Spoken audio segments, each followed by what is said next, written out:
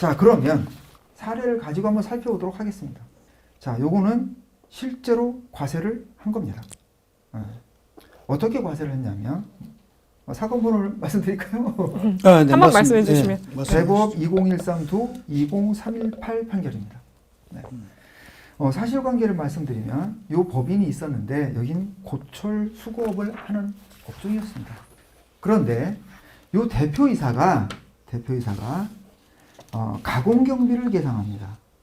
그 가공경비를 계상해서 하여간 대표이사가 사내에 보관을 하다가 이 돈을 일정 금액을 예를 들어 뭐 5억이라고 얘기하겠습니다. 네. 5억을 네. 자녀 통장에 입금합니다. 자녀 통장에 입금을 해요. 아이고 간도 크시네. 아니 근데 이거 많잖아요. 네.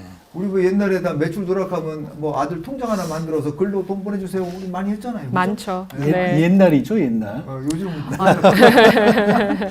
네, 큰일 납니다. 네. 이렇게 자녀 통장에 입금을 합니다. 요거에 대해서 반포세무서장이 반포세무서거든요. 반포세무서장이 과세를 어떻게 했냐면, 야, 요거는 아버지인 네가 갖고 와서, 네가 대표이사니까 갖고 와서 아들한테 증여한 거야. 그래서 요 갖고 온 거에 대해서 상여로 처분해서 소득세를 과세하고, 다시 대표이사가 아들한테 증여한 걸로 봐서 증여세를 과세합니다. 증여세까지. 네, 네. 증여세를 과세합니다. 이렇게 과세를 합니다. 그러니까 이제 이게 이제 법원을 간 거예요. 너무 억울하다. 그래갖고. 야, 선생님 잠깐만. 이 납세자 입장에서는 이게 상여로 처분했다는 게 이제 결국은 송금불산입했다는 얘기잖아요. 그렇죠. 그럼 법인세에 토해내야 되고, 네, 법이스. 네, 상여로 소득세 토해내야 네. 되고, 또 증여세까지. 네, 아마 원금 넘었을걸요? 그랬을 이건 것 무조건 같은데요. 넘죠. 네. 2006년도부터 지금 이렇게 한 거였으니까. 아마 원금 넘었을 네, 겁니다. 그랬을 것 같아요. 네. 네. 그러니까 납세자는 법원에 가서 뭐라고 주장하냐면, 야, 가공매입원가 5억 원을 내가 아들 통장에 입금한 건 맞아. 그래, 좋다. 어쩔 수 없다. 그런데 야, 이거를 내가 갖고 와서 증여세까지 과세하는 건 이중과세다. 이중과세다. 이중과세다. 이렇게 주장을 합니다. 과세관청은 뭐냐면, 야, 그거 모르겠고, 네 아들 계좌에 입금된 금액은 네가 그 대표이사 아니야. 대표이사 하니까 그 이 회사에 대한 관리권이 있는 건데, 그거는 당신이 받아와서, 당신이 갖고 와서 그거를 증여한 걸로 보는 게 맞아. 이렇게 과세를 한 거예요. 그러니까 이제 법원은 자, 이제 뭐라고 판단을 하느냐. 여기서 이제 또 이게 주목할 사항이 또 꽤 있습니다. 궁금한데요. 주목할 네. 사항이. 예. 자, 내용을 보면 법인의 경영관리부 담당자 맹씨랍니다. 맹비비가 현금을 직접 하나은행에 갖고 와서 자녀 통장에 입금했답니다. 대표이사의 지시에 의해서. 그래서 그 금액이 5억입니다. 네. 5억.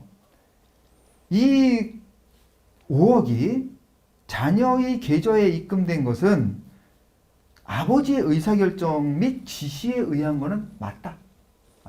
맞는데, 이 아버지가 이 사건 그 현금을 그 자녀의 통장에 입금하도록 한 거는 아버지의 횡령에 해당한다. 횡령이다, 횡령. 두 번째는 한편, 이제 법적인 요건을 또 따집니다. 횡령은 보관자 스스로가 영득하는 것뿐만 아니라 제3자에게 이익을 주기 위한 경우도 포함하는 것이다. 그래서 제3자를 위한 횡령의 경우에도 특별한 사정이 없는 한 횡령으로 인한 이익은 제3자한테 귀속한다. 따라서 자녀한테 소득이 귀속되었다. 네. 라고 봅니다. 그렇다면 귀속되지 않은 아버지한테 과세할 수 없다. 그래서 이렇게 판단합니다. 그런데 이 사건이 여기서 끝났을까요? 그렇죠. 아니죠. 이건 지금 형법상 문제가 됐죠. 네네. 네. 이 판결은 다시 국세청에 의해서 조세범 처벌법으로 고발될 겁니다. 네. 왜? 횡령이니까. 법원에서 횡령으로 판단했으니까. 네. 그러나 세법상으로는 아버지를 이렇게 복수의 거래로 재구성할 수 없다라고 판단을 했습니다. 아까 말씀하신 것처럼 귀속. 네. 네, 자금의 귀속이 상당히 중요한. 네, 귀속. 네. 복잡한 판례네요. 다양한 법리와 네. 치열한 논리가 있지 않으면 이게 어려운 그런 사례 같으네요. 네. 세금 피하려다가 그냥 감옥 가게 생겼네요. 네. 자, 이제 요거는 요렇게 복수의 거래로 국세청이 명백하게 과세를 했고 그거에 대해서 국세청이 패소했습니다. 그런데 다음 판례는 국세청이 이겼습니다. 자, 다음 판례를 보면 어떤 거냐면 배우자 증여 후 이익 소각인데 이건 납세자가 패소한 사건입니다. 네. 대법 2024-43430 네. 따끈따끈합니다. 얼마 전이네요. 네, 따끈따끈합니다. 판결일이 언제입니까? 판결일은 여기 안 적었는데 그런가요? 네. 2025년 올해 25년이겠네요, 그죠? 네, 네. 올해입니다. 올해. 네. 사실관계를 살펴보면 원고는 남편입니다. 남편은 C 주식회사의 대표이사 겸 주주입니다. 네. 3,500주를 갖고 있었고요.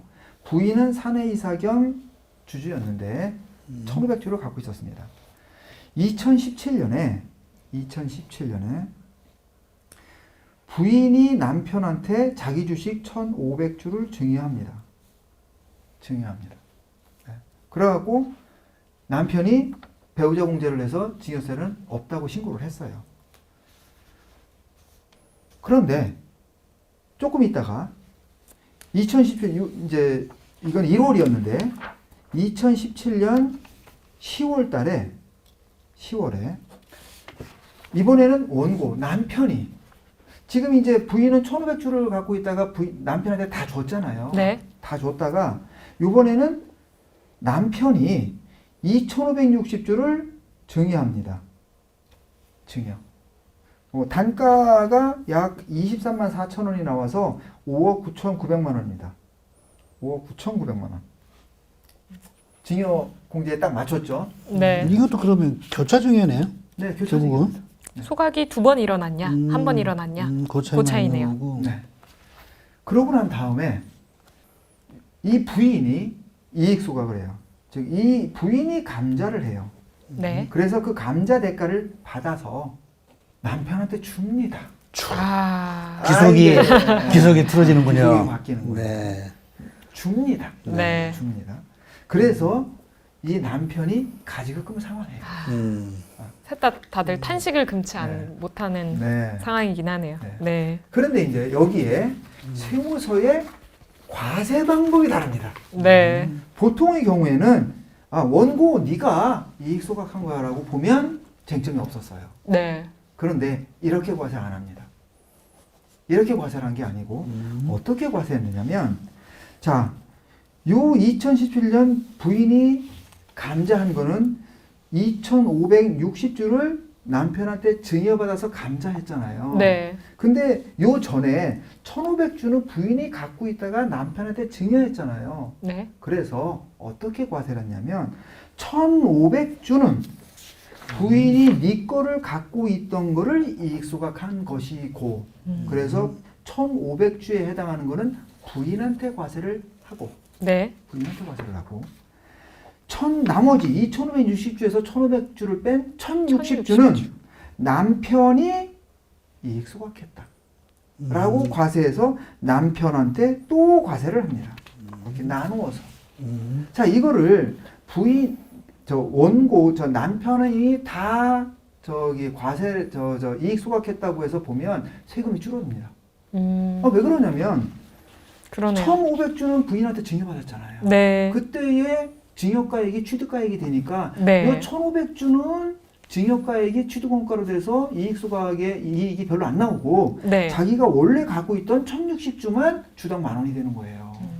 그러니까 세무서는 그건 안 되지 이렇게 하면서 어림없지 약간 이런 어림없지 식이네요. 뭐 이런 네. 거지 이거 뭔 소리야 너 나한테 잘못 보였어. 네. 그래갖고 둘 다 취득 원가를 과세하기 위해서 원고 따로 피고 부인 따로 과세한 겁니다. 이거에 대해서 이렇게 과세한 거예요. 어떻게 보세요, 세무사님?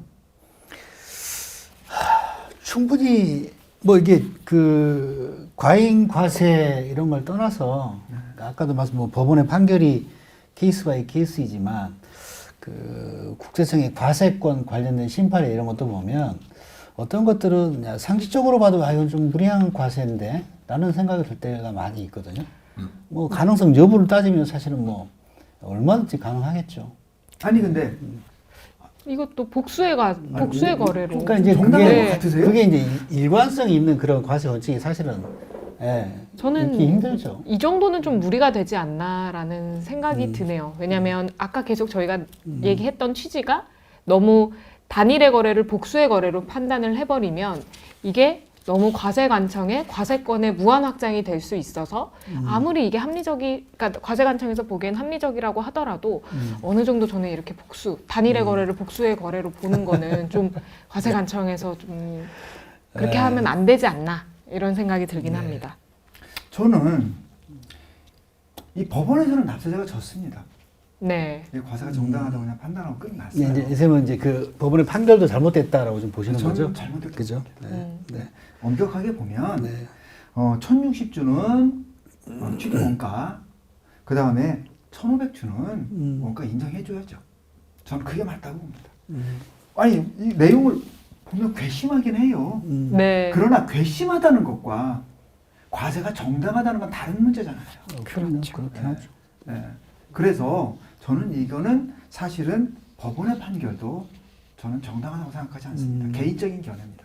개인적인 견해로는. 그런데 이제 어쨌건 법원은 뭐라고 판단했냐면 여기에서 법원은 국세기본법 14조 3항은 그 문헌상 세법의 혜택을 부당하게 받기 위해 형식적으로 둘 이상의 거래 등을 거치는 경우 그 경제적 실질에 따라 당사자가 직접 거래를 한 것으로 보거나 연속된 하나의 거래를 한 것으로 의지하여 세법을 적용할 수 있다고 되어 있으므로 네. 경제적 실질에 따라 당사자 사이의 직접 거래 내지는 여러 개의 거래를 인정하는 것도 가능하다라고 판단합니다. 이게 원심 판결문 네, 판시장인가요? 고등법원 판결입니다. 애매하네요. 네. 저는 이 뭐 납세자가 세법을 악용하려고 했었을 수도 있겠죠. 그런데 사실은 제가 이거를 가만히 살펴보면 여기에 이제 컨설팅에 오류가 있었던 거예요. 제가 봤을 때는. 어떤 문제가 있냐. 처음에 1500주 남편한테 증여했잖아요. 근데 해놓고 나서 이렇게 하려고 보니까 너무 금액이 적은 거예요. 내가 보니까. 근데 이제 이렇게 지나고 나서 보니까 주가가 올라가서 네. 이제 근데 이제 나는 가지금을 상환할 금액이 더 많은데 네. 2,500주를 이제 다시 증여해서 그걸 해갖고 6억까지 이제 공제를 해먹은 거예요. 사실은 어떻게 보면 납세 의무자가 사실은 좀 그 증여공제를 이용하려고 했다고는 생각은 됩니다만 반대로 이제 처음에 조언을 하는 사람이 첫째는 잘못됐을 수도 있고 또 근데 사실은 어떻게 보면 납세자의 이러한 심정 우린 또 이해는 되잖아요. 그렇죠. 그러나 또 반대로 이렇게 그것이 설사 조세 회피 행위에 해당한다 하더라도 그것이 그러한 그 심정을 들어서 과세하는 건 아니잖아요. 그렇죠. 법의 적용 요건을 따져야 되는 것이고 근데 이렇게 복수의 거래를 인정하게 되면 폐해가 상당히 큽니다. 그럼에도 불구하고 어쨌건 이 판결에 대해서 국세청이 승소했고 법원이 그러니까 국세청의 손을 들어줬습니다. 판결에 따라서 이 판결은 또 하나는 이런 문제가 있습니다. 자, 남편한테는 소득이 다 귀속됐어요. 그죠? 네. 그러나 부인은 귀속 안 됐어요. 귀속 안 됐잖아요. 다 사실은 부인한테 갔잖아요. 그러면 이거는 또 어떻게 구성한 거냐? 네가 대가를 받아서 증여했다. 라고 이게 두 개의 거래로 이제 의지하는 거예요. 그런데 부인한테는 소득이 귀속되지 않았음에도 불구하고 이 문제가 또 따르는 겁니다. 네.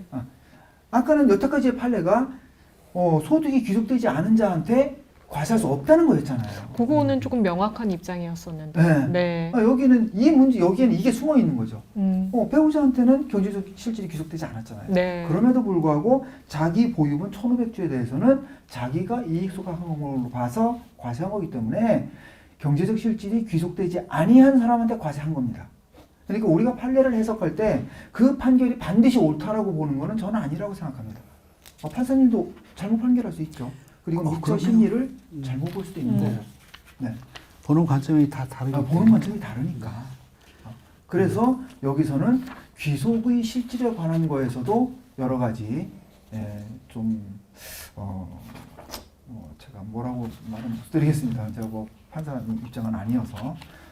그래서 다만 이제 제가 이 판결에 대해서 개인적으로 가지는 생각은 뭐냐면 여태까지 그 이 실질과세 원칙과 관련돼서 대법원이 대부분 상고 기각 결정을 합니다. 네. 상고기각, 심리불속행 상고기각. 그런데 이 심리불속행 상고기각이라는 건 2심, 원심까지는 사실심이에요. 그리고 상고인 대법원의 판결은 법률심입니다. 법률심에서는 그 법률의 내용을 다루는 거기 때문에 법률심인 대법원이 여러 가지 쟁점, 즉 실질이 귀속되지 않은 자한테 귀속 과세할 수 있느냐, 이렇게 우회 거래를 복수의 거래로 해석할 수 있느냐, 세법의 이익은 어떻게 계산할 수 있느냐, 이런 것들에 대해서 아직 논점이 정리되지 않은 거에 대해서 법률심인 대법원이 판단을 해줘야 돼요. 그렇죠. 네. 근데 둘 다 안 했죠 지금. 여태까지 하나도 네. 안 했어요. 네. 사실 여태까지 아시다시피 이 배우자 증여와 관련된 게 지금 1심과 원심에 계류된 사건이 전국에 수두룩합니다. 그렇겠죠. 그럼에도 불구하고 대법원이 계속 심리불속행 상고기각 결정을 해서 법률심에서 명확하게 그 논리를 규정해 주지를 않고 있어요. 그래서 이 부분에 대한 거는 법률심인 대법원이 판단을 해서 이 내용을 정리해 줘야 되는 것이 저는 맞다고 봅니다. 그래서 결국 이 얘기는 뭐냐? 배우자 증여든 뭐든 지금 현재 정리된 게 아니다라는 말씀을 전 드리고 싶은 거예요. 그렇죠. 네, 네. 정리된 게 아니다. 그래서 자료는 여기까지, 제가 준비한 자료는 여기까지입니다. 이용석 선생님 정말 고생을 많이 하셨네요. 네, 판례 검토에 그치는 것이 아니고 학계의 의견까지 다양하게 조사하셔서 야, 정말 자료를 준비하면서 고민을 많이 한 그런 흔적이 곳곳에 보여서 사실 오늘 좀 깜짝 놀랐습니다. 아유, 별 말씀이에요. 네.